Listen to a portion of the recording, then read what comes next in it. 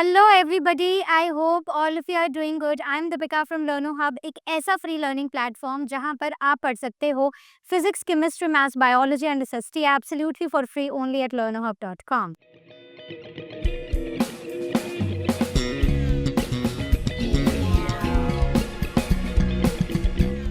आज हम स्टार्ट करने जा रहे हैं आईसीएसई क्लास 7 बायो के नेक्स्ट चैप्टर का रिवीजन, और चैप्टर का नाम है नर्वस सिस्टम। तो सबसे पहले बात करते हैं उसी वर्ड की जिसका नाम है कोऑर्डिनेशन। कोऑर्डिनेशन क्या होता है? जैसे हमारी एक क्रिकेट टीम है, क्रिकेट टीम के सारे प्लेयर्स अगर एक कोऑर्डिनेटेड वे में खेलेंगे और अच्छे से खेलेंगे तभी मैच को जीत पाएंगे, है ना। कोऑर्डिनेशन नहीं होगी तो मैच हार जाएंगे।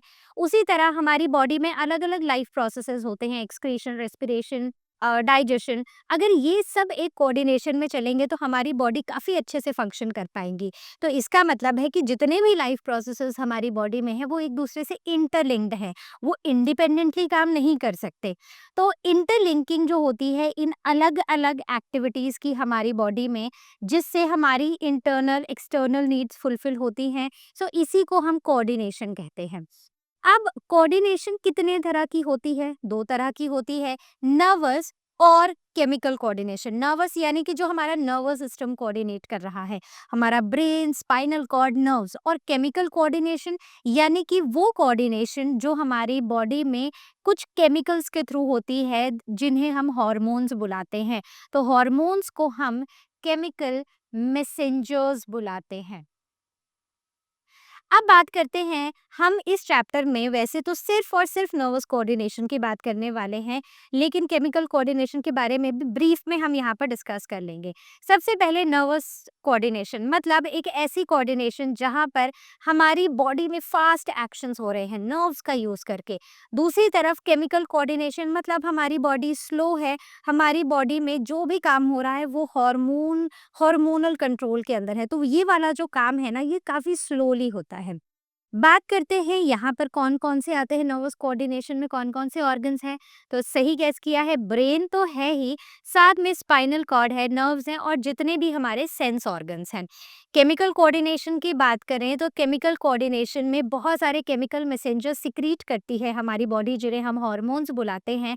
और these are secreted by glands and they travel through the blood stream से ही ट्रैवल करते हैं। अब nervous system it helps body to respond very quickly to the messages. जैसे अगर आपने आपके सामने स्नेक देखा, आप क्विकली वहां से भाग जाओगे। उस चीज के लिए रिस्पॉन्ड करने को आप सेकंड्स भी नहीं लगाते हो। So that quick response is done using the nervous system, right. और सारा की सारी चीजें ये नर्व्स के थ्रू ट्रांसमिट होती हैं। केमिकल मैसेंजर्स की बात करें तो यहाँ पर वैसे तो काम काफी स्लो चलता है, लेकिन यहाँ पर एक्स्ट्रा एनर्जी, एक्स्ट्रा स्ट्रेंथ मिलती है इन चीजों को करने के लिए। So gives extra energy and strength to run away. ये जो भागने की स्ट्रेंथ आपको मिली ना, ये आपको हार्मोन से ही मिली। तो देखो, ये जो दोनों ही हैं ये भी आपस में इंटरलिंक्ड है। ऐसा नहीं है कि दो तरह के कोऑर्डिनेशन सिस्टम्स हैं और वो दोनों अलग अलग हैं, नहीं, they are also inter related. अब एग्जाम्पल्स में अगर हम आ जाए तो कुछ एग्जाम्पल सबसे पहले नर्वस सिस्टम के, जैसे कि अगर आपको भूख लगी है, जैसे ही आप अब खाना देखते हो ना, आपके ब्रेन में वो इंफॉर्मेशन चली जाती है, आपका हाथ जाता है, उस खाने को उठाता है और अपने मुंह में डाल लेता है। So that is what is nervous coordination. अब आप स्लो मोशन में तो खाना खाते नहीं हो कि खाना आया, अब ये 5 मिनट रुकेगा, फिर आप धीरे धीरे से उठाओगे, फिर ये हो जाएगा, नहीं। So this complete process is very fast. Then driver applies brakes. तो जैसे ही आपको दिखता है कि रोड पे आगे कोई डेंजर है, ये मैसेज हमारे आंखों से, सेंस ऑर्गन से ब्रेन तक जाता है, और ब्रेन हमारी लेग्स को मैसेज पास करती हैं कि जल्दी से ब्रेक लगा दो, राइट। तो जो एक्सपीरियंस ड्राइवर्स हैं, जो मतलब काफ़ी टाइम से अब ड्राइव कर रहे हैं, उनको पता है ये चीज़ कि कई बार हमारे हाथ टांगे खुद ही चल पड़ते हैं, हमें पता भी नहीं होता है। ये मैसेज एक्चुअली चला जाता है ब्रेन तक और हमें एक्शन करने के लिए हमें सिग्नल भी आ जाता है। And this is how all these things are done so quickly in our body. आगे बात करते हैं टेनिस। तो जो बच्चे टेनिस क्या, कोई भी अगर आप स्पोर्ट खेलते हो तो उसमें मसल, ब्रेन, आईज के बीच में एक कोऑर्डिनेशन बहुत ज़रूरी है। उसके बाद स्प्रेन्ड एंकल लेंथ, अगर आपके पाँव में लगी है, ये सिग्नल भी आपके ब्रेन तक पहुंचाया जाता है और जो आपको हेल्प करता है हीलिंग प्रोसेस में। क्लियर हो गया?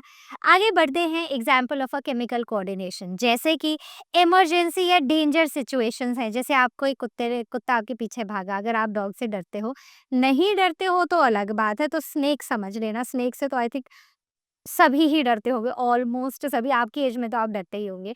सो these are due to the hormones which are released into the blood. ये हमारी बॉडी को एक्स्ट्रा एनर्जी देती हैं और स्ट्रेंथ देती हैं, जिससे हम उस इमरजेंसी सिचुएशन से भाग भाग जाते हैं।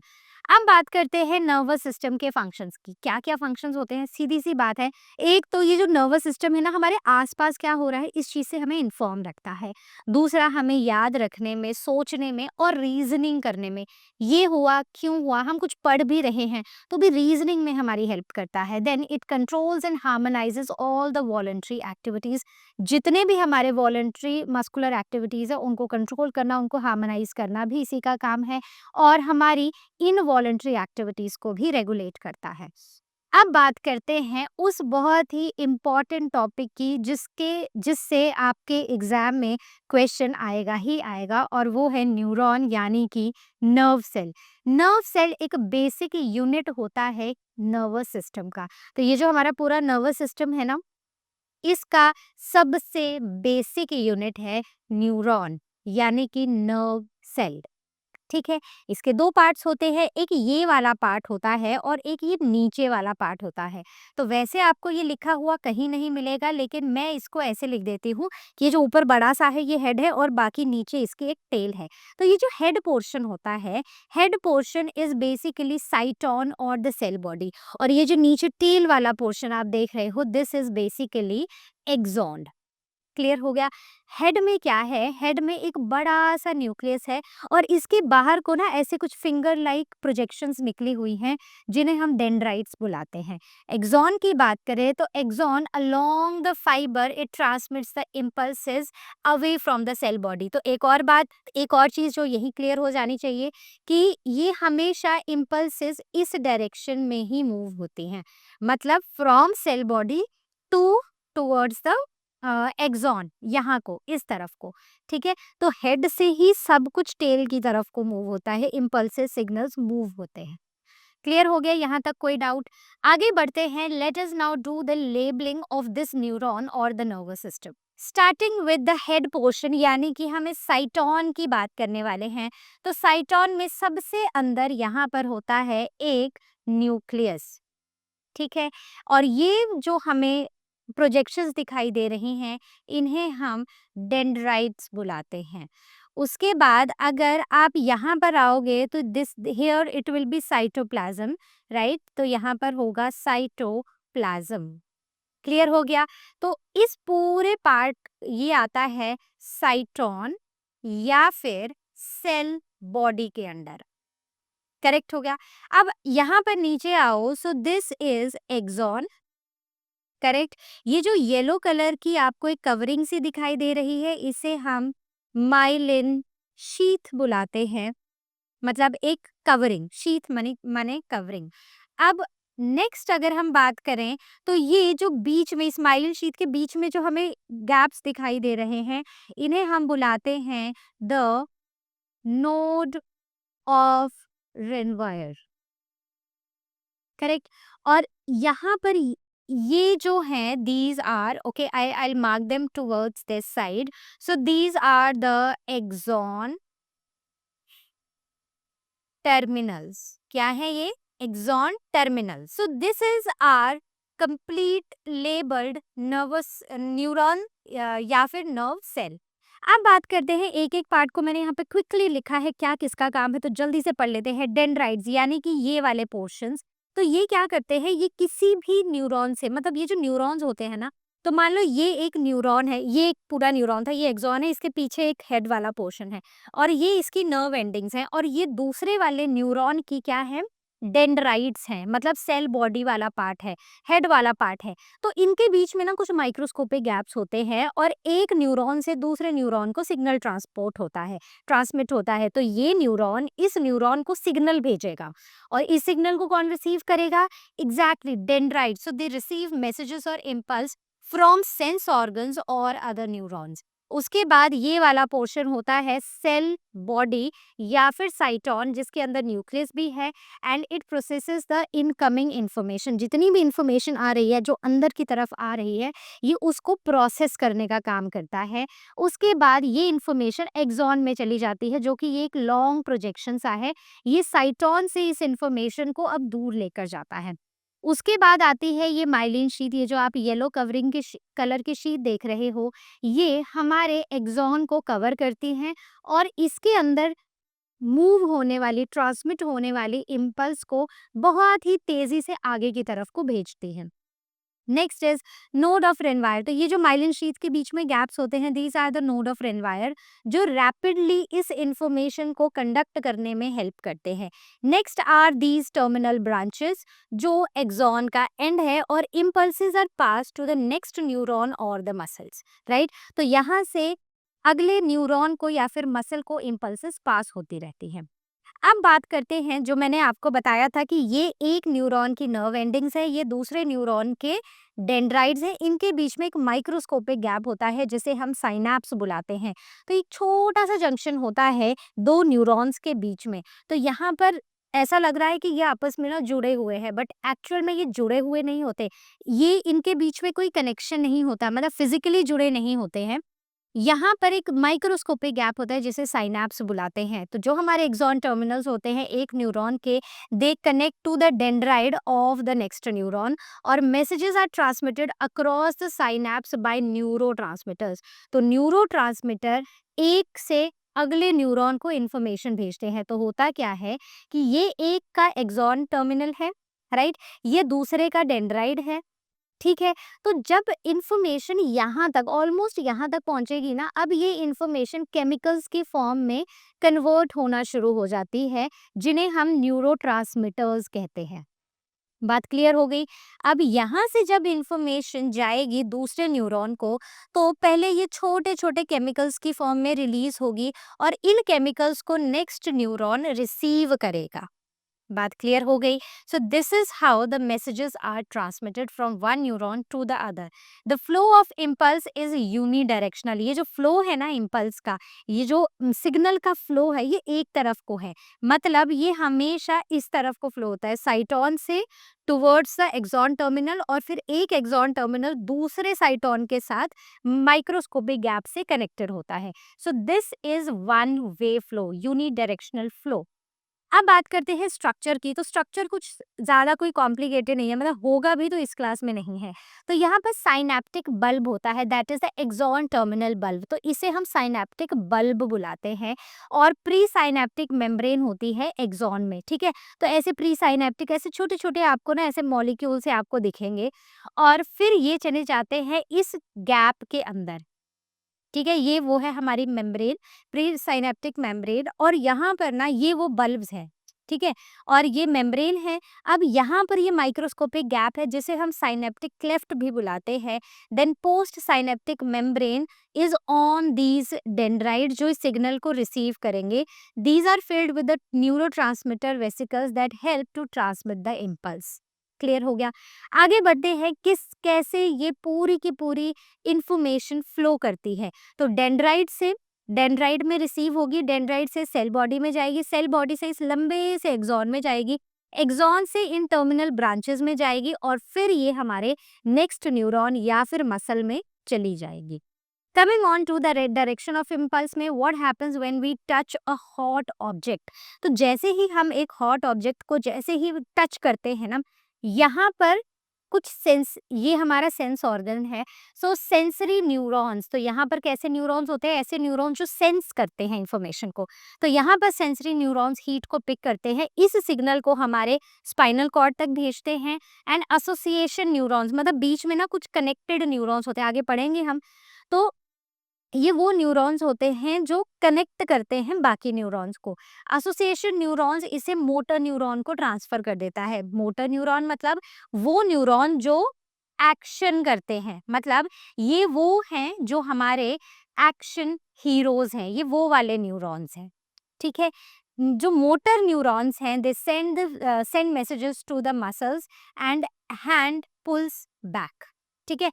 अब मोटर न्यूरॉन जो है वो हमारे मसल्स को भेजेगा सिग्नल और मसल्स अपने हैंड को पीछे कर लेंगे। मतलब ये गरम वेसल था, मैंने जैसे ही टच किया, सेंसरी न्यूरॉन्स थे, उन्होंने इस इंफॉर्मेशन को मेरे सेंट्रल नर्वस सिस्टम को भेज दिया, ठीक है। मतलब मेरे स्पाइनल कॉर्ड को भेज दिया। स्पाइनल कॉर्ड में अब ये भी दो तरह के होते हैं, आगे बताऊंगी। तो जैसे ही स्पाइनल कॉर्ड को ये मैसेज चला गया, स्पाइनल कॉर्ड ने अब एसोसिएशन न्यूरॉन्स को मैसेज भेजा कि मोटर न्यूरॉन्स को बोलो कि वो गर्म है और हाथ हटाओ। तो जैसे ही मोटर न्यूरॉन्स मेरे इन मसल्स को सिग्नल देंगे, मैं हाथ हटा लूंगी। अब आपने देखा होगा कि ये सारा ही प्रोसेस बहुत क्विक होता है। मतलब जितना स्लो मैं बता रही हूँ कि यहाँ से सिग्नल वहाँ गया, वहाँ से सिग्नल यहाँ पर आया, इतना स्लो नहीं होता है। आप जैसे ही टच करते हो वैसे ही हटा लेते हो। तो ये पूरा का पूरा सिस्टम काफ़ी फास्ट होता है। अब बात करते हैं न्यूरॉन के टाइप्स की। तो न्यूरॉन्स 3 तरह के होते हैं, सेंसरी, मोटर एंड इंटर, या फिर इनको इंटर या फिर एसोसिएशन न्यूरॉन्स भी बुलाते हैं, ठीक है। तो इंटर न्यूरॉन्स भी हम इन्हें बुलाते हैं। सेंसरी मतलब जो हमारे सेंस ऑर्गन्स में हैं, जो इम्पल्स को कैरी करते हैं, जो रिसीव कर रहे हैं, जैसे आईज, नोज, स्किन, और ये हमारा मैसेज जा रहा है ब्रेन को या फिर स्पाइनल कॉर्ड को। Okay, next motor neurons. अब ये इम्पल्स लेते हैं हमारे ब्रेन से या फिर स्पाइनल कॉर्ड से, और अब ये मैसेज चला जाता है हमारे मसल्स तक या ग्लैंड्स तक, यानी कि इफेक्टर ऑर्गन्स तक, जिन्होंने इफेक्टिवली काम करना है, यानी कि जो हमारे एक्शन करने वाले हैं, हाथ हटाओ, भागो, जो भी एक्शन करने वाले हैं, तो ये हमारे एक्शन हीरोज हैं। नेक्स्ट आते हैं एसोसिएशन न्यूरॉन्स। सो ये हमारे यूजुअली स्पाइनल कॉर्ड में होते हैं और ये हमारे मोटर और सेंसरी न्यूरॉन्स को कनेक्ट करते हैं और इंफॉर्मेशन को प्रोसेस करने में हेल्प करते हैं, करेक्ट। तो एसोसिएशन न्यूरॉन्स आपको पता होना चाहिए क्या है, उसका फंक्शन भी पता होना चाहिए। तो बस कुछ ऐसा ही होता है कि हमारे सेंसरी न्यूरॉन्स है, सेंसरी न्यूरॉन से इंफॉर्मेशन इंटर न्यूरॉन्स को जाएगी, इंटर न्यूरॉन से यही इंफॉर्मेशन आगे मोटर न्यूरॉन्स को चली जाएगी, और यहाँ पर जो भी एक्शन हमारी बॉडी को करना चाहिए या जो सिग्नल मिल रहा है वो करेगी।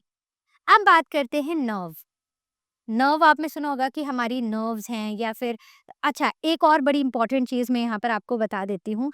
नर्व सेल्स ऐसे सेल्स हैं जो लाइफ लॉन्ग रहते हैं, और जैसे हमारे आरबीसीज हैं जो डेड हो जाते हैं फिर से नए बन जाते हैं, ऐसा कुछ नहीं होता है। ये थ्रू आउट द लाइफ अपना काम करते हैं, और अगर एक बार ये मर गए या खराब हो गए, डैमेज हो गए, तो इनका ना रिपेयर होता है, ना रीग्रोथ होती है, ना ही ये रिप्लेस होते हैं। बात करते हैं नर्व्स की, तो इन्हें हम नर्व फाइबर्स भी बुलाते हैं। तो होता क्या है कि बड़े सारे एक्सॉन ना इकट्ठे होते हैं, उन्होंने एक बंडल बनाया होता है, बस उसी को हम नर्व बुलाते हैं।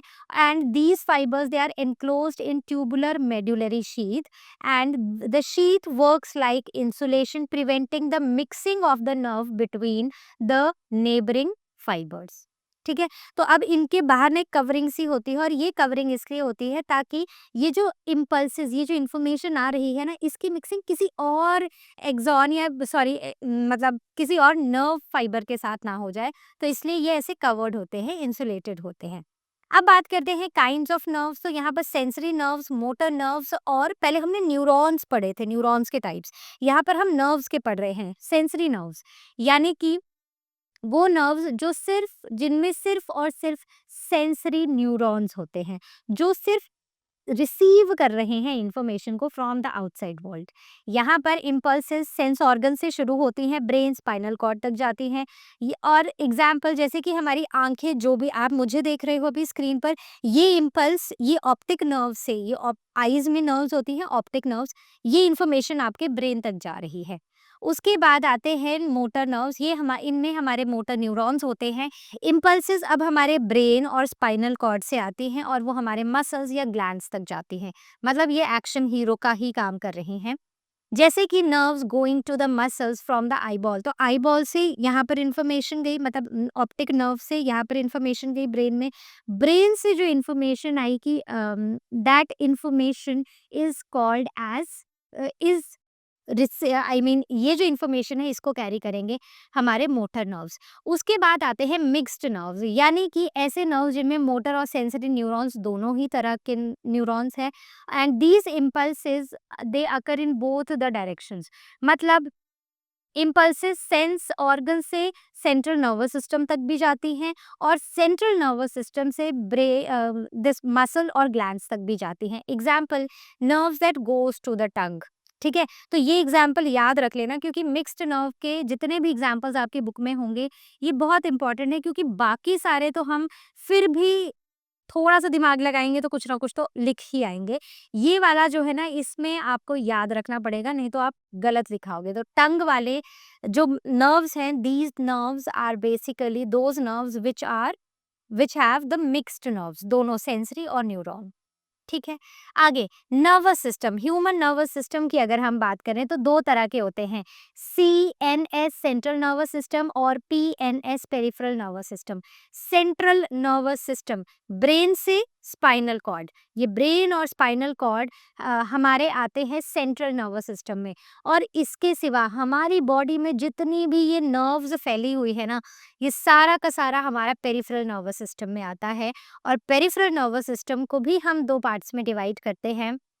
One is the somatic nervous system and the second one is the autonomic nervous system. Central nervous system. Central nervous system is made up of brain and spinal cord. ठीक है, ब्रेन और spinal cord के बना होता है central nervous system. Brain हमारा school से protected होता है और जो हमारी बैकबोन है या फिर जो हमारी स्पाइनल कॉर्ड है, it is protected by this vertebral column. Simple है, ये तो हमें पता ही है। And it acts as the control centre of the body. तो बेसिकली ये जो हमारा सेंट्रल नर्वस सिस्टम है, ये हमारी बॉडी का एक तरह से कंट्रोल सेंटर है। आगे बात करते हैं पेरिफेरल नर्वस सिस्टम की। तो हमारी बॉडी में जितनी भी नर्व्स हैं जो या तो आ रही हैं या जा रही हैं towards the central nervous system, वो सारी की सारी पेरिफेरल नर्वस सिस्टम में आती हैं। इसके सिवा these are spread throughout the body to connect central nervous system with organs, muscles and skin.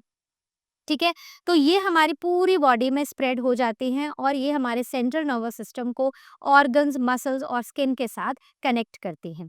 आगे बात करते हैं पेरिफेरल नर्वस सिस्टम की। तो पेरिफेरल नर्वस सिस्टम, देखो पेरिफेरल नर्वस सिस्टम काफ़ी ब्रीफ में है हमें यहाँ पर, तो हम इसको ब्रीफली यहीं पर डिस्कस करके ख़त्म करेंगे और उसके बाद हम सेंट्रल नर्वस सिस्टम को इन डिटेल डिस्कस करेंगे। Somatic nervous system, so it connect central nervous system to our sensory organ. जितने भी हमारे सेंस ऑर्गन्स है ना, सेंट्रल नर्वस सिस्टम को उन सेंस ऑर्गन से कनेक्ट करता है सोमैटिक नर्वस सिस्टम, हमारे स्केलेटन मसल्स के साथ और स्किन के साथ।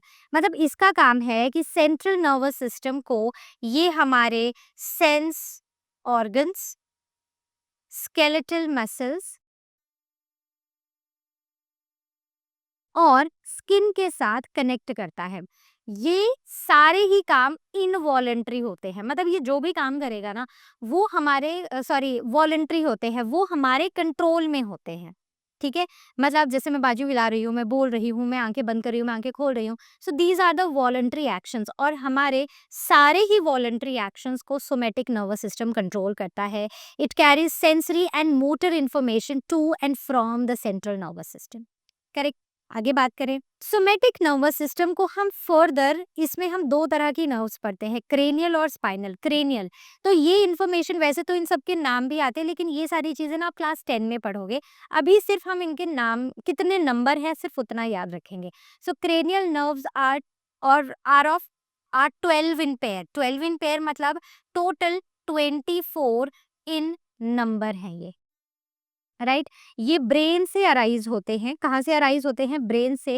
एग्जाम्पल, ऑल्फैक्टरी नर्व स्मेल के लिए, ऑप्टिक नर्व हमारी विजन के लिए, ऑडिटरी नर्व हमारी हियरिंग के लिए। तो ये नर्व्स सेंसरी भी हो सकती हैं, मोटर भी हो सकती हैं और मिक्स्ड भी हो सकती हैं। इतनी इन्फॉर्मेशन क्लियर है? याद रखना कि ये जो पीडीएफ है ना, ये पीपीटी का पीडीएफ है, ये आपको डिस्क्रिप्शन में मिलेगा। तो इसको ध्यान से पढ़ लेना, डाउनलोड करके इसको ध्यान से इस पे काम करना। ठीक है, तो याद रखना ये आपका एक कंप्लीट पैकेज है जिससे आपके एग्जाम्स में आपको स्ट्रेस नहीं, सिर्फ कॉन्फिडेंस आएगा। आगे हमारी आती है स्पाइनल नर्व्स। तो स्पाइनल नर्व्स 31 पेयर हैं, which means 62 in number. They arise from the spinal cord, ठीक है। Each spinal nerve is a mixed nerve. अब जैसे हमारी क्रेनियल नर्व्स में सेंसरी, मोटर, मिक्स्ड सब कुछ था, यहाँ पर सारी की सारी कैसी हैं, मिक्स्ड नर्व्स हैं, जिनमें सेंसरी नर्व फाइबर्स हैं जो मैसेजेस को सेंस ऑर्गन से हमारे ब्रेन, स्पाइनल कॉर्ड तक लेकर जाती है। दूसरी हमारी मोटर नर्व फाइबर्स हैं which carry command from brain और spinal cord to the effectors. Effectors कौन कौन से हैं, मसल्स और ग्लैंड्स, ठीक है। तो ये यहाँ को भी हमारे इंफॉर्मेशन लेकर जाती है। अब बात करते हैं ऑटोनॉमिक नर्वस सिस्टम, जिसे ANS भी लिखते हैं इन शॉर्ट। तो ये अनकॉन्शियसली काम करता है, मतलब सोमेटिक के अंदर वो सारी चीजें थी जिन पे हमारा कंट्रोल है, वॉलेंट्री कंट्रोल है, लेकिन somatic nerve autonomic nervous system में सब कुछ इनवॉलेंट्री है, जो ऑटोमेटिकली जो हमारी बॉडी में काम होते जा रहे हैं। अब हमें नहीं पता, बस हमारा काम था खाना खाना, अब डाइजेशन, एब्जॉर्प्शन, उसको उस न्यूट्रिएंट्स को ट्रांसपोर्ट करना, ये सारा काम हमारी बॉडी खुद से करेगी। So it controls the activities like heart rate, breathing, dilation and constriction of blood vessels and digestion। और ये हमारी बॉडी के में एक बैलेंस मेंटेन करने का काम करता है। So it maintains the internal body balance automatically. अब ऑटोनॉमिक नर्वस सिस्टम के क्या कंपोनेंट्स हैं, तो इसमें ना there are the chains of ganglia. अब this word ganglia is new to you and it is important also. So ganglia is basically the mass of nerve cells. तो ये जितने भी नर्व सेल्स होते हैं ना, मतलब जब बहुत सारे नर्व सेल आपस में मिल जाते हैं तो हम उन्हें गैंग्लिया बुलाते हैं। तो यहाँ पर दो चेन्स होती हैं गैंग्लिया की ऑन द बोथ साइड्स और on the both sides of the backbone. यहाँ पर दो डिविजन्स होती है ऑटोनॉमिक नर्वस सिस्टम की, सिंपैथेटिक एंड पैरासिम्पैथेटिक। क्लियर हो गया।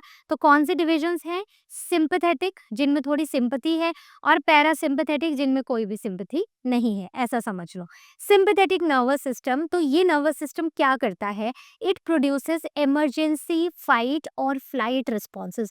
तो जो भी इमरजेंसी के सिचुएशन में जो भी रिस्पॉन्स आना होता है वो हमारा सिंपैथेटिक नर्वस सिस्टम से आता है। ये थोड़ी सिंपैथी रखता है हमारे साथ, and it works during our stress and the abnormal conditions. Normal conditions में नहीं, जब भी हम किसी एबनॉर्मल कंडीशन को फेस करते हैं, जब हम बहुत स्ट्रेस्ड होते हैं, उस टाइम पर हमारा सिंपैथेटिक नर्वस सिस्टम काम करता है। एग्जाम्पल इफेक्ट्स क्या होते हैं, प्यूपिल डायलेट हो जाता है, ठीक है, ऐसी आंखें ऐसे बड़ी बड़ी डायलेट हो जाती हैं। Constricts blood vessels of the skin, ठीक है, हमारी स्किन की ब्लड वेसल्स कॉन्स्ट्रिक्ट हो जाती हैं, हमारा हार्ट रेट बढ़ जाता है, and it also increases our breathing rate. मतलब अब ये समझ लो कि जब हमें ना डर लग जाता है किसी चीज़ से, जैसे कुछ ऐसा सुन लिया या कुछ ऐसा देख लिया जिससे हम डर गए, तो आंखें ऐसी खुली की खुली रह गई, राइट। फिर हमारी ब्लड वेसल्स ऐसे कॉन्स्ट्रिक्ट होगी, हमारा दिल जोर जोर से धड़कना शुरू हो गया, और हमारी जो ब्रीदिंग रेट है वो भी तेज हो गया। तो ये सब कुछ हमारा इमरजेंसी सिचुएशंस में होता है, और इसमें हमारा सिंपैथी वाला नर्वस सिस्टम हमारी हेल्प करता है, सिंपैथेटिक सिस्टम हेल्प करता है।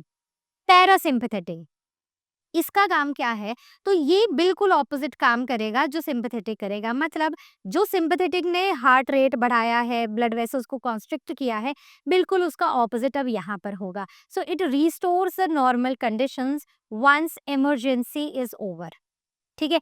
एक बार इमरजेंसी खत्म हो गई, ठीक है, उसके बाद यहाँ पर it restores the normal condition. अब मान लो वो जो इमरजेंसी सिचुएशन थी, अब वो खत्म हो गई, अब आपकी लाइफ नॉर्मल साइड पर आ रही है, तो बस इस चीज को नॉर्मल करने में पैरासिम्पैथेटिक आपकी हेल्प करेगा। वर्क्स ड्यूरिंग नॉर्मल और द रिलैक्स स्टेज, जैसे अभी हम दोनों एकदम नॉर्मल बैठे हैं ना, तो बस अभी हमारा पैरासिम्पैथेटिक सिस्टम काम कर रहा है। प्यूपिल कॉन्स्ट्रिक्टेड होता है, ब्लड वेसल्स डायलेटेड होती हैं, हार्ट रेट स्लो होता है, मतलब जो नॉर्मल होता है उतना होता है, और डाइजेशन प्रमोट होती है। दोनों ही सिस्टम एक दूसरे के ऑपोजिट काम करते हैं, और ये दोनों ही अपनी अपनी तरह से हमारी बॉडी के बैलेंस को बनाए रखने का काम करती हैं। अब बात करते हैं पेरिफेरल नर्वस सिस्टम में हमने दो तरह के एक्शंस पढ़े, वॉलेंट्री और इनवॉलेंट्री। वॉलेंट्री मतलब जो हमारे कंट्रोल में है, जैसे जो हम नोइंगली कर रहे हैं, कॉन्शियसली कर रहे हैं, ये हमारा सेरिब्रम कंट्रोल करता है। जैसे एक बॉल नीचे गिरी है, उठा ली, हमारा रूम गंदा है, हमने साफ कर दिया, राइट? लिखना, चलना, टीवी का चैनल चेंज करना, ये सब हमारे वॉलंटरी एक्शंस में आता है। वहीं पर इनवॉलंटरी एक्शंस में ये वो सारे काम हैं जो हम अननोइंगली कर रहे हैं, ऑटोमैटिकली कर रहे हैं। So it is controlled by medulla oblongata and autonomic nervous system. तो ये जो हमारा मेडुला ऑब्लोंगेटा है, अभी पढ़ेंगे सेंट्रल नर्वस सिस्टम में, मेडुला ऑब्लोंगेटा और ऑटोनॉमिक नर्वस सिस्टम हमारे इन सारे एक्शंस को कंट्रोल करता है। अब जैसे कि हमारी आंखें ब्लिंक हो रही हैं, हमारा हार्ट बीट हो रहा है, पेरास्टाल्सिस हो रही है, मतलब खाना खा रहे हैं, वो खाना खुद ब खुद नीचे की तरफ को जा रहा है, breathing, flushing of tears, sneezing, या फिर जब भी हम किसी गरम चीज को टच करते हैं तो हाथ को हटा लेते हैं। So this all comes under involuntary activities. अब हम आते हैं ब्रेन के ऊपर, हमारे सेंट्रल नर्वस सिस्टम के एक बड़े ही मेजर इंपॉर्टेंट ऑर्गन के ऊपर। सो ये बहुत कॉम्प्लेक्स है और ये एक इम्पॉर्टेंट ऑर्गन है हमारी बॉडी का। It is a part of CNS, यानी कि सेंट्रल नर्वस सिस्टम का एक पार्ट है, और इसके पीछे को एक लंबी सी क्या जाती है, स्पाइनल कॉर्ड। जैसे हमने डायग्राम देखा था सेंट्रल नर्वस सिस्टम का, तो ऊपर एक गोभी सी है और गोभी के नीचे एक लंबी सी डंडी है, बस यही ब्रेन एंड स्पाइनल कॉर्ड है। अगर हम एक एवरेज एडल्ट के ह्यूमन ब्रेन का वेट देखें, so it is 1.5 kgs, 1.5 kilo का जितना भी आपका वेट है ना। अभी तो आप एडल्ट नहीं हुए हो, लेकिन जब आप एडल्ट हो जाओगे, जैसे मैं हूँ, तो मेरा जो वेट है ना, मेरे वेट में से 1.5 किलो जो है, अगर मैं उसको निकाल दूँ, वो सिर्फ मेरे ब्रेन का वेट है। करेक्ट? अब कैसे? क्योंकि ये बड़ा ही इंपॉर्टेंट ऑर्गन है, ये हमारी पूरी बॉडी में कोऑर्डिनेशन बना के रखता है। तो ये प्रोटेक्टेड होता है बाय स्कल या फिर क्रेनियम, ये जो एक हड्डी सी जो हम यहाँ पर फील करते हैं, ये एक बोनी प्रोटेक्शन होती है। इसके सिवा यहाँ पर मेनिंजेस होती हैं, कुछ लेयर्स होती हैं, प्रोटेक्टिव मेम्ब्रेन्स होती हैं, ये होती हैं 3 प्रोटेक्टिव मेम्ब्रेन्स। उसके बाद होता है सेरिब्रोस्पाइनल फ्लूइड, जिसे कहीं कहीं इन शॉर्ट CSF भी लिखा होता है। ये ब्रेन को ना कुशनिंग देता है। तो बेसिकली ये जो 3 लेयर्स होती है ना मेनिंजेस, इनके बीच में ना कुछ पानी होता है, और ये पानी एक कुशन सा बनाए रखता है हमारे ब्रेन के बीच में, मतलब इन लेयर्स के बीच में। अब आप गिर गए, आपको थोड़ा सा सिर कहीं टकरा गया, आपको कहीं हल्का सा झटका लग गया, तो उससे आपका ब्रेन डैमेज नहीं होता है, क्योंकि ये शॉक को एब्जॉर्ब कर लेती है। अब 3 मेन पार्ट्स हमारे ब्रेन के हैं, कौन-कौन से आप सबको पता है, सेरिब्रम, सेरिबेलम और मेडुला ऑब्लोंगेटा। सेरिब्रम ये जो सबसे ऊपर सबसे बड़ा वाला पोर्शन है, जो हमारी इंटेलिजेंस, मेमोरी और वॉलंटरी एक्शंस को, हम कितने इंटेलिजेंट है, कितना हम याद रखते हैं, जो भी हमारे वॉलंटरी एक्शंस है, उनको बस यही मेजर पोर्शन कवर करता है, ठीक है? तो ये जो ऊपर बड़ा सा पोर्शन है, दिस इज सेरिब्रम, करेक्ट? उसके बाद आते हैं सेरिब्लम पे। तो सेरिब्लम क्या है? ये जो आपको गोभी सी दिख रही है ना पीछे, बस ये गोभी हमारा सेरिबेलम है, ये बैलेंस और कोऑर्डिनेशन में हेल्प करता है। उसके बाद आता है मेडुला ऑब्लोंगेटा। तो मेडुला ऑब्लोंगेटा हमारे इनवॉलंटरी एक्शन, जैसे आईज का ब्लिंक करना, हार्ट बीट, ब्रीदिंग, swallowing, इन सबको रेगुलेट करता है। अब बात करते हैं एक एक की। सबसे पहले सेरिबेलम की। सेरिबेलम हमारे ब्रेन का सबसे बड़ा पार्ट है, और इसको हम 2 हेमिस्फीयर्स में डिवाइड करते हैं। तो आपने वॉलनट देखा है, तो वॉलनट को अगर आप निकालो, वॉलनट में से जो आधा पोर्शन है उसको निकाल दो, और उसको अगर आप ऐसे ऊपर से देखो, तो बिल्कुल ऐसे ही हमारा ब्रेन ऊपर से दिखाई देता है, जिसके 2 पार्ट्स हैं, लेफ्ट और राइट, लेफ्ट सेरिब्रल हेमिस्फीयर और राइट सेरिब्रल हेमिस्फीयर। ठीक हो गया, बात क्लियर हो गई। इसमें भी इसी अखरोट के जैसे ना ग्रूव्स और रिजेस होती है, काफ़ी सारे से फोल्डिंग, ट्विस्ट्स एंड टर्न्स होते हैं, जो हमारे ब्रेन में सरफेस एरिया को बढ़ाते हैं। जब सरफेस एरिया बढ़ता है, तो ये जगह ज़्यादा हमारे न्यूरॉन्स को अकोमोडेट कर पाती है, जिससे हम बहुत सारी चीज़ों को स्टोर रख सकते हैं, इंटेलिजेंट होते हैं, इनवॉलंटरी, वॉलंटरी एक्शन, बड़ी सारी चीज़ें हम इनको कंट्रोल कर पाते हैं। तो यहाँ तो सिर्फ वॉलंटरी ही है, इनवॉलंटरी नहीं है। सो हेमिस्फीयर इज इंटरनली होलो, ठीक है, अंदर से ये खाली है, और जो सेरिब्रम की वॉल्स हैं, वो आउटर ग्रे है और inner region is white. So outer is grey, so it is OG, and inversely it is IW। सो अंदर वाला जो ब्रेन है, जो बाहर वाला ब्रेन है, वो OG है, आउटर इज ग्रे, जिसमें बहुत सारी सेल बॉडीज हैं न्यूरॉन्स की। जो सेल बॉडीज हैं, जो वो बड़ा सा एक हेड वाला पोर्शन है, वो है। So these are this actually called as grey matter, और जो अंदर वाला व्हाइट मैटर है वहाँ पर बहुत सारे एक्सॉन्स हैं। अब हमारे सेरिब्रम में करीब-करीब 9 बिलियन न्यूरॉन्स होते हैं। इसीलिए तो ये फोल्ड्स, ये बहुत सारे स्ट्रक्चर्स हैं, रिजेस, ग्रूव्स हैं, ताकि सरफेस एरिया बढ़े और बहुत सारे न्यूरॉन्स हमारा सेरिब्रम अकोमोडेट कर पाए। फंक्शंस क्या हैं? It is a seat for intelligence, consciousness, हमारी मेमोरी, विल पावर, ये सब कुछ यहीं से आता है। दूसरा, ये हमारी वॉलंटरी एक्टिविटीज़ को भी कंट्रोल करता है, जैसे हमने पढ़ा। अब जैसे यहाँ पर अगर आप देखो, तो यहाँ पर ये बाहर वाला ग्रे मैटर है, ठीक है? सो दिस इज सेरिब्रम। अंदर वाला ग्रे, सॉरी, बाहर वाला ग्रे है, सो ओजी, राइट? और IG inner, sorry, IW inner is white, correct? जैसे यहाँ पर है, बाहर वाला क्या है? ग्रे है, और अंदर वाला क्या है? वाइट है। क्लियर हो गया? आगे बढ़ते हैं सेरिबेलम की। तो सेरिबेलम, ये जो हमारी गोभी है ना, जो यहाँ पर होती है, जिसे हम बोलते हैं ना, यहाँ मत मारो, यहाँ छोटा दिमाग होता है, बस यही छोटा सा दिमाग है, which is located below the cerebrum, और ये काफी छोटा होता है सेरिब्रम से।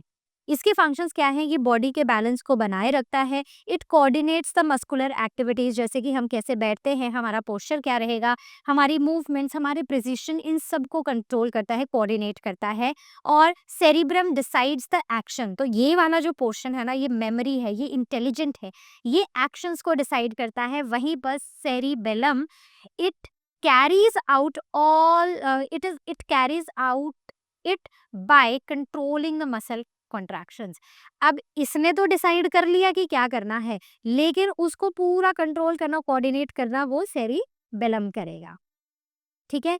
तो अब बात करते हैं एक बड़े ही छोटे से ट्विस्ट की। आपने देखा होगा कि जो कुछ लोग जो थोड़ा अल्कोहल कंज्यूम कर लेते हैं, यानी कि नहीं करना चाहिए क्योंकि बहुत खतरनाक होता है, उसकी कोई भी क्वांटिटी हो वो खतरनाक ही होती है। रीसेंट स्टडीज ने ये बात प्रूव की है कि अगर आप किसी भी क्वांटिटी में अल्कोहल ले रहे हो, so it is dangerous for health. कोई भी सेफ कंजम्पशन वाली कोई क्वांटिटी है नहीं। तो आपने देखा होगा कि वो लोग ना, उनका कोई कंट्रोल नहीं रहता खुद पर। वो क्या बोल रहे हैं, कैसे चल रहे हैं, कैसे लड़खड़ा रहे हैं, वो कुछ कंट्रोल नहीं कर पाते। Why? Because when somebody has alcohol, मतलब somebody drinks alcohol, consumes alcohol, तो वहाँ पर उनका सेरिबेलम अफेक्ट होता है, जिससे मसल कोऑर्डिनेशन पुअर हो जाती है, और ये अल्कोहलिक्स में बहुत ही कॉमनली देखा जाता है। अब बात करते हैं मेडुला ऑब्लोंगेटा, ठीक है? अब हम इस पोर्शन की बात कर रहे हैं। तो ये ब्रेन के नीचे है, और ये हमारे ब्रेन और स्पाइनल कॉर्ड को कनेक्ट कर रहा है।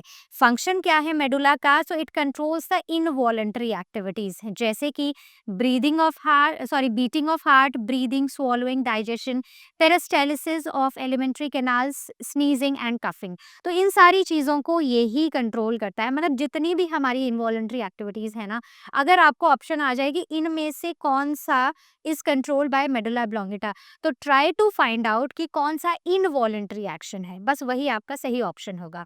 क्रिटिकल पॉइंट क्या है कि ये, अगर हमारा मेडुला डैमेज हो जाता है, तो इंस्टेंट डेथ हो सकती है। क्यों? क्योंकि it controls the vital life processes. Heartbeat है, ब्रीदिंग है, हमारे खाने की डाइजेशन है। अगर ये पार्ट अगर खराब हो गया, डैमेज हो गया, तो हम, मतलब हमारे वाइटल प्रोसेसेस रुक जाएंगे और बंदा इंस्टेंटली मर जाएगा।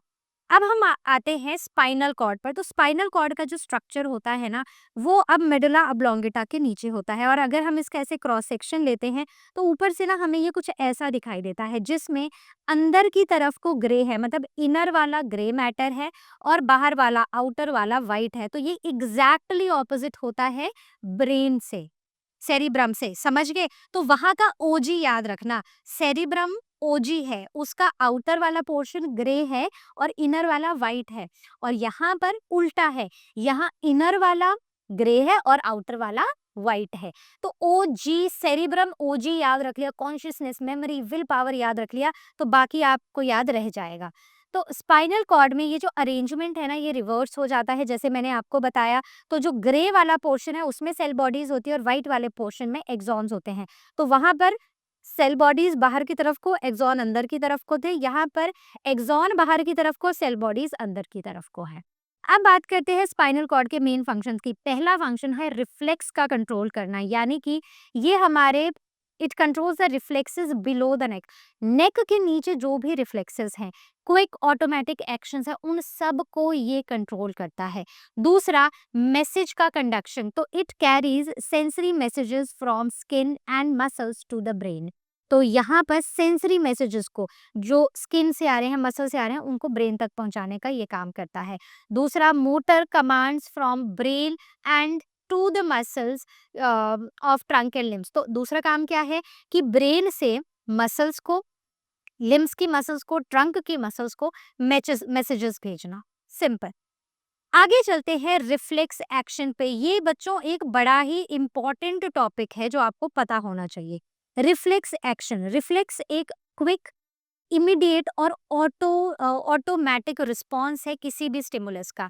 ये होता है without the involvement of the brain. तो मतलब जब भी हम कोई रिफ्लेक्स एक्शन होता है ना, मतलब हम बोलते हैं ना कि ये तो रिफ्लेक्सली हो गया, मतलब ये तो रिफ्लेक्स था हमारा, कि जैसे कुछ आ रहा हो आपकी आँख के पास, आपकी आँख मतलब आईलिड्स ऑटोमेटिकली क्लोज हो जाती है। So this all happens by the reflex, right? तो इसमें ना आपका ब्रेन इन्वॉल्व नहीं होता, मतलब आप सोच तो ना रहे हो कि ये करना है ना?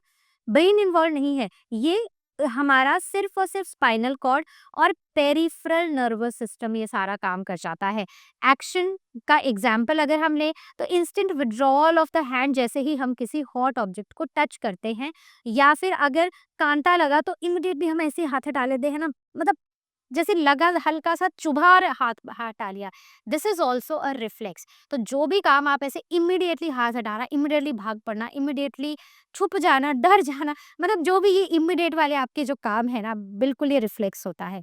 सो what is reflex arc? This definition is important. ये एक शॉर्टेस्ट पाथ है नर्व इम्पल्स का फ्रॉम अ रिसेप्टर, जिसने रिसीव किया, to the effector that makes the reflex possible. आपको याद है फिजिक्स में हम क्या पढ़ते हैं? डिस्टेंस और डिस्प्लेसमेंट। अब डिस्टेंस तो ऐसे घूम घूम घूम घूम घूम के आता है, डिस्प्लेसमेंट बिल्कुल सीधी होती है। बिल्कुल ये वही डिस्प्लेसमेंट है। अब जैसे मैसेज ब्रेन को जाएगा, ब्रेन बोलेगा कि चलो रिस्पॉन्ड करते हैं। अब मसल्स को हमने क्योंकि स्नेक देखा है, ठीक है, तो मसल्स, अब मेरी टांगों की मसल्स भागना शुरू करेंगी, नहीं। ये एक ऐसा शॉर्टेस्ट पाथवे है हमारे सेंसरी और इफेक्टर के बीच में ना, जो इंस्टेंटली, मतलब एकदम जहां पर रिएक्शन हमें देखने को मिलता है।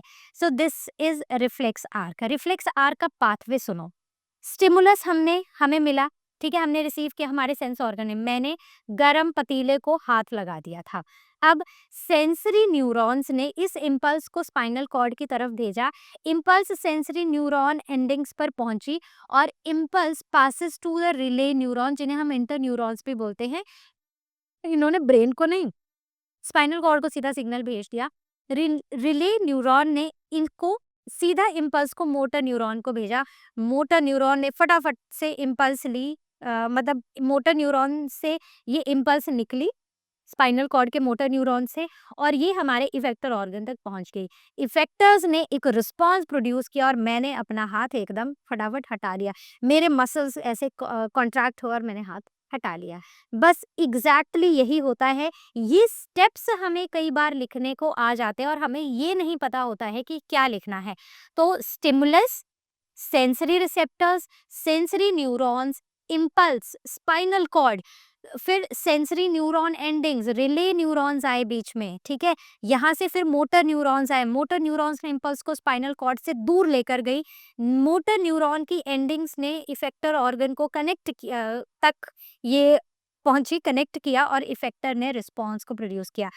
Receiving the stimulus, response, neurons, spinal cord, ये सारे ही वर्ड्स अगर आप अपने आंसर में नहीं लिखोगे तो आपके मार्क्स कट सकते हैं। अगर आपको कहीं पर कोई भी डाउट रह जाता है, remember, ask them on ask question section और you can book your class with Learno Hub स्वयं। कहीं पर कोई भी छोटे से छोटा डाउट आपको पूछना है और डिस्कस करना है। बात क्लियर है? आगे बढ़ते हैं, कुछ बेसिक टर्म्स की बात कर लेते हैं जो हमने अभी डिस्कस की हैं। स्टिमुलस मतलब कई बार 1 मार्क में ये टर्म्स भी एक्सप्लेन करने को आ जाती हैं। Stimulus any change in the environment that causes a change in the body activity. हमारे आसपास कुछ चेंज हुआ, हमारे आसपास एकदम पीसफुल कंडीशन चल रही थी, अचानक से स्नेक आ गया। अब भागना तो पड़ेगा ना, तो वहां पर ये जो हमारे एनवायरनमेंट में चेंज हुआ which causes the change in the body activity that is called as stimulus. So heat from the flame, ठीक है। एग्जाम्पल है रिसेप्टर, सेंस ऑर्गन्स या फिर हमारे नर्व सेल ने स्टिमुलस को रिसीव किया। ये जो एनवायरनमेंट में चेंज हुआ, इस चेंज को हमारे रिसेप्टर्स ने या सेंस ऑर्गन्स ने रिसीव किया। Next impulse, so a wave of electrical disturbance मतलब एक ऐसी वेव जिसने इलेक्ट्रिकल डिस्टर्बेंस क्रिएट की थ्रू आर नर्व्स, जो हमारे नर्व्स के थ्रू ट्रैवल की। आगे बात करते हैं इफेक्टर्स। इफेक्टर्स यानी कि मसल्स और glands where the response occurs, जहां पर रिस्पॉन्स होता है। Example muscles of the hand. Then coming on to the response, वो एक्शन जो परफॉर्म किया जाता है हमारे आसपास के स्टिमुलस से, हमारे आसपास के एनवायरनमेंट में के चेंज होने से। So that is the pulling of the hand. So that is our response. बात क्लियर हुई? तो ये सारी ही टर्म्स बहुत इंपॉर्टेंट है। अब अगर हम रिफ्लेक्सेस की बात करें तो दो तरह के होते हैं, एक होते हैं नेचुरल, एक होते हैं कंडीशन में। नेचुरल इनबॉर्न होते हैं, मतलब जब हम पैदा होते हैं तब से होते हैं। इनको इन रिफ्लेक्सेस के लिए हमें सीखना या फिर एक्सपीरियंस करने की कोई ज़रूरत नहीं है, और ये हमारी बॉडी को प्रोटेक्शन प्रोवाइड करते हैं और फंक्शनल एफिशिएंसी हमें मिलती है। एग्जाम्पल जैसे आइज़ का ब्लिंक होना, स्नीज़ करना, coughing, vomiting, watering of the eyes, swallowing, peristalsis, जैसे आँख में कुछ गिर गया, आँख से पानी निकलने लग गया। तो ये हमें सीखना नहीं पड़ता कि भई पानी निकले ताकि वो कूड़ा बाहर निकल जाए। So this is all present from our birth, ये इनबॉर्न है। अब आते हैं कंडीशन या फिर एक्वायर्ड, जो चीज़ें हम अपनी लाइफ टाइम में सीखते हैं, जैसे डेवलप्ड बाय लर्निंग और एक्सपीरियंसेस। जैसे जैसे ही मेरे सामने ना, मेरे तो सामने, मेरा तो सीधा है, जैसे ही मेरे सामने केक आ जाता है ना, मेरे माउथ से ना वाटरिंग शुरू हो जाती है, मेरे मुंह से ना पानी निकलना शुरू हो जाता है, मुझे केक्स इतने ज़्यादा पसंद है। So the salvation at the site of the favourite food, और टाइपिंग ऑन द कीबोर्ड, या फिर प्लेइंग एन इंस्ट्रूमेंट। तो ये सारी चीज़ें ना विद टाइम हम सीखते हैं। मुझे क्या पसंद है, आज केक पसंद है, कल सिर्फ मैं चॉकलेट से संतुष्टि कर रही होंगी, या परसों मैं सिर्फ फ्रूट्स पे आ जाऊंगी। सो that is all that we learn during our lifetime. So that was all from the chapter का discussion. अब हम प्रैक्टिस क्वेश्चंस करेंगे, और अगर आपको लगता है कहीं पर डाउट है, कहीं पर आपको अभी भी चीज़ें क्लियर नहीं हुई हैं, तो please book your class with Learno Hub स्वयं। चलिए शुरू करते हैं। The structure and the functional unit of nervous system is, क्या मुझे बताने की जरूरत है? So it is neuron. ना ही ब्रेन है, ना ही एक्सॉन है, ना ही नर्व है, या फिर आपको नेफ्रॉन या फिर नेफ्रीडिया भी लिखा हुआ आ जाए तो भी ये दोनों ऑप्शंस गलत है। Next, sense spinal nerves are, क्या वो मोटर हो, सेंसरी होती है, मोटर होती है, मिक्स्ड होती है, या फिर क्रेनियल होती हैं? तो आप अगर रिकॉल करें तो जितनी भी हमारी स्पाइनल नर्व्स हैं वो सारी की सारी मिक्स्ड नर्व्स होती हैं। आगे बात करते हैं, which of the following is a motor neuron function. तो इनमें से कौन सा है जो मोटर न्यूरॉन का फंक्शन है? सबसे पहले, they carry impulses to the central nervous system, they carry impulses away from the central nervous system, they carry to sensory neurons, and they increase the nerve diameter. Motor neuron का काम है कि हमारे muscles को बताए कि हमें क्या करना है, भागना है, उठना है, खड़े होना है, क्या करना है। So it carries away impulses away from the central nervous system. Next, the nervous system that controls voluntary activities is, वो सिस्टम जो हमारी बॉडी में वॉलंटरी एक्टिविटीज को कंट्रोल करता है, कौन सा है वो? ऑटोनॉमिक, पेरिफेरल, सोमैटिक, या फिर central? So that is somatic nervous system. Next, the point of contact between the two neurons, क्या बुलाते हैं वो पॉइंट ऑफ कॉन्टैक्ट जो माइक्रोस्कोपिक गैप है? That is synapse. Next question, the cerebrum contains approximately, तो मैंने बताया था ना, ग्रूव्स, रिजेस, फोल्ड्स, ये सब कुछ होता है ताकि वो 9 बिलियन तक न्यूरॉन्स वो अकोमोडेट कर सके। Next, how many spinal nerve pairs are present, कितने होते हैं? So they are 12 pairs, right, यानी कि 24 in number. Next, which part of the neuron carries impulses away from the cell body? Cell body से दूर कौन लेकर जाता है impulses को? बताओ इनमें से कौन है? तो अगर आपको याद हो तो ये cell body है और ये cell body से impulses दूर जा रही हैं किसके थ्रू? इस लंबे से स्ट्रक्चर के थ्रू जिसे हम एक्सॉन बुलाते हैं. Next, cerebrum has grooves, ridges, mainly two. क्यों होते हैं? Protect the brain from pressure. ऐसा तो हमने नहीं पढ़ा. Reduce the weight of the brain. ऐसा भी कुछ नहीं है. To increase the surface area to hold more neurons. That is correct. Next question. The student can think clearly but finds it difficult to coordinate his hand movements while writing. Which part of the brain is likely affected? तो वैसे तो सब कुछ thinking में कोई problem नहीं है, बस ये जो कोऑर्डिनेशन है ना of his hand movements while writing, इसमें प्रॉब्लम है. तो इसका मतलब है कि कहीं ना कहीं उसका मेडुला ऑब्लोंगेटा अफेक्टेड है क्योंकि कोऑर्डिनेशन प्रॉपर नहीं हो पा रही है. What is the main functional difference between sensory and motor neuron? तो क्या है main functional difference? Sensory neurons move the muscles, ऐसा तो कुछ नहीं होता, वो तो सेंस करते हैं sensory neurons. Motor neurons carry impulses to the brain, तो नहीं, वो तो सेंसरी लेकर जाते हैं. सेंसरी न्यूरॉन्स डिटेक्ट स्टिमुलाई, इतनी बात ठीक है. Motor neurons act on them. Exactly. तो ये हमारे क्या हैं, जैसे मैंने हर बार बोला है, these are our action heroes. Next, both carry impulses only within the brain. तो सिर्फ ब्रेन में नहीं, ये हमारी पूरी बॉडी को कवर करते हैं. अब बात करते हैं which of these is true about the medulla oblongata. बताओ. इट कंट्रोल्स वॉलंटरी एक्शंस, तो ऐसा तो नहीं है. दूसरा, it contains grey matter on outside, नहीं, वो हमने स्पाइनल कॉर्ड और सेरिब्रम में पढ़ा था. It controls involuntary actions like breathing, that is fine. And it stores memory, तो मेमोरी स्टोरेज भी हमारा मेडुला ऑब्लोंगेटा नहीं करता है. Next, if the cerebrum stops functioning, the person will most likely lose the ability to walk steadily. ने तो walking और ये जो balancing वाला है ना, this is cerebellum, right? तो ये नहीं है. Breathe normally, तो ऐसा भी नहीं है, मतलब this is controlled by medulla oblongata. Think and make decisions, yes. Consciousness, memory, intelligence, ये सारी चीजें उसकी अफेक्ट हो जाएंगी. This is again involuntary function जो हमारा मेडुला ऑब्लोंगेटा कंट्रोल करता है. Now ICSE class 7 students, these are the questions for you, और ये क्वेश्चंस आपको करने हैं और रिलीजियसली एज अ टेस्ट ये सब कुछ आपको करना है. ठीक है. कहीं पर डाउट लगेगा आज क्वेश्चन सेक्शन में पूछना, नहीं तो लर्न हब स्वयं के साथ क्लास को बुक कर लेना. So this way we have completed one more chapter of revision, that is the nervous system. अब हम मिलेंगे नेक्स्ट टाइम जहां पर हम कुछ और चैप्टर्स को डिस्कस करेंगे. Till then all of you take care, और स्ट्रेस को घटाओ और कॉन्फिडेंस को बढ़ाओ. उसके लिए हमारी रिविजन रेस सीरीज को फॉलो करते रहो. So see you next time, and as all of you know, Learn Hub मतलब फ्री है पर बेस्ट है.